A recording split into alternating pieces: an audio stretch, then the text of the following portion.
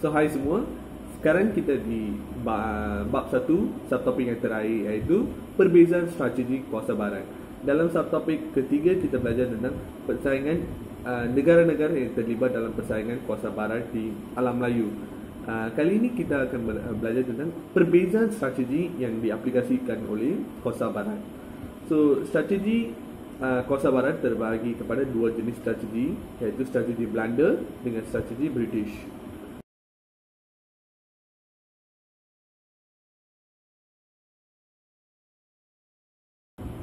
Strategi Belanda terbagi kepada tiga jenis, iaitu serangan fizikal, perjanjian dan pakatan.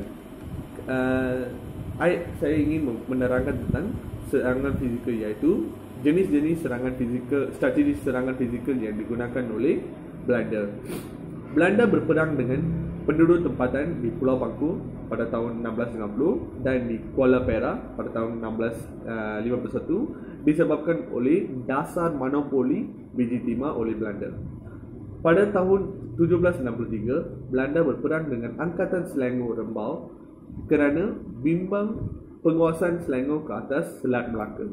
Pada tahun 1782, Belanda berperang dengan Johor disebabkan oleh perselisihan mengenai perdagangan. Pada tahun 1784, sekali lagi Belanda berperang dengan Angkatan Johor dan Selangor kerana masalah perebutan perairan Selat Melaka. Dan pada tahun 1784 dan 1785, Belanda berperang dengan Angkatan Selangor di Kuala Selangor juga. Ini adalah jenis-jenis serangan fizikal strategi yang terlibat dalam strategi Belanda. Manakala dalam strategi Belanda juga terdapat perjanjian, iaitu pada tahun 1650 Belanda mengadakan perjanjian dengan Perak untuk mendapatkan biji timah. Pada tahun 1786 Belanda mengadakan perjanjian dengan Selangor. Sultan Ibrahim bersetuju menjual biji timah kepada Belanda. Ini adalah jenis-jenis strategi perjanjian digunakan oleh Belanda. Manakala yang terakhir ada pakatan. Pada tahun 1641, Belanda mengadakan pakatan dengan Johor dan berjaya mengalahkan Portugis di Melaka. Manakala Belanda juga mengadakan pakatan dengan British dan bersetuju menyertai perjanjian Inggeris Belanda pada tahun 1824. Ini adalah strategi yang digunakan oleh Belanda, iaitu serangan fizikal, perjanjian dan pakatan.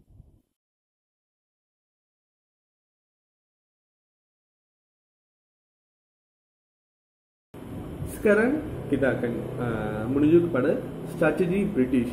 Strategi British terdapat beberapa jenis yang lebih strategi British mengandungi lebih elemen berbanding kepada strategi Belanda, iaitu strategi yang pertama mereka guna adalah manipulasi. British mendapatkan Singapura pada tahun 1871. Berlaku perebutan takhta di Perak. British menggunakan peluang ini untuk campur tangan. Kejadian lama merompak kapal dagang British di Selangor dan menyerang rumah api di Tanjung Ratchet menjadi alasan untuk British campur tangan.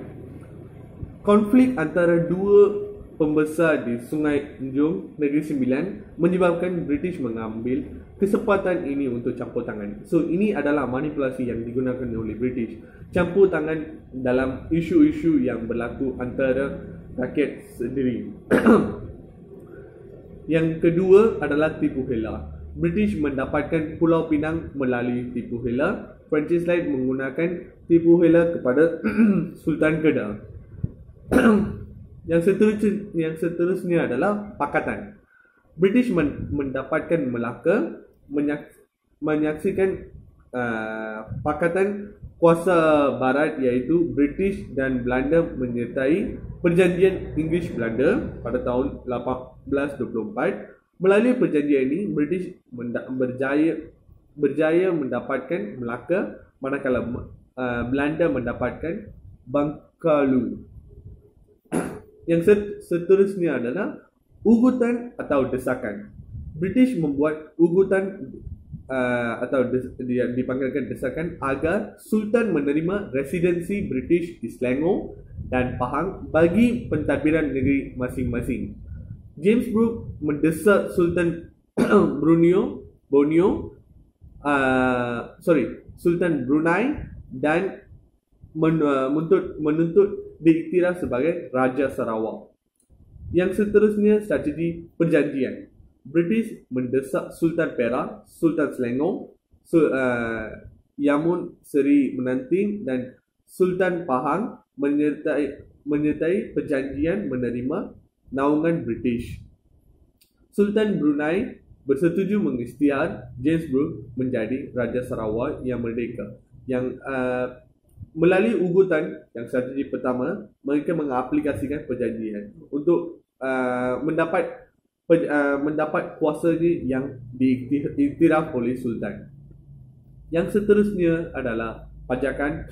Melalui pajakan dan pembenam piagam syarikat British Utara Borneo, British meluaskan pengaruhnya ke atas Sabah. Yang terakhir adalah serangan fizikal, seperti yang digunakan oleh strategi Belanda, iaitu kegunaan penghulu Naning Dol Sahid tunduk kepada kekuasaan British di Melaka, menyebabkan British menyerang Naning pada tahun 1831 dan 1832. British juga membeli Kuala Terengganu dan meminta Sultan Omar tidak mencampur tangan atau membuat masalah dengan yang mewujudkan masalah perang saudara di Pahang. Ini adalah serangan fizikal yang digunakan oleh strategi serangan fizikal yang digunakan oleh British. So dalam strategi British, kita kena memahami tentang manipulasi, tipu hela, pakatan, ugutan desakan, perjanjian, pajakan, serangan fizikal. So ini adalah ini mengandungi semua subtopik untuk bab 1, iaitu subtopik bagi bab 1 mengandungi 4 subtopik, iaitu kestabilan dan kemakmuran negara. Yang kedua, faktor-faktor kedatangan kuasa barat. Ketiga, persaingan kuasa barat. Yang terakhir yang kita bincang sekarang, iaitu perbezaan strategi kuasa barat. Dengan ini, terima kasih. I hope you enjoyed the notes, and then if you have any questions, so just leave it in the comment box, give it a like and share it to your friends. Thank you.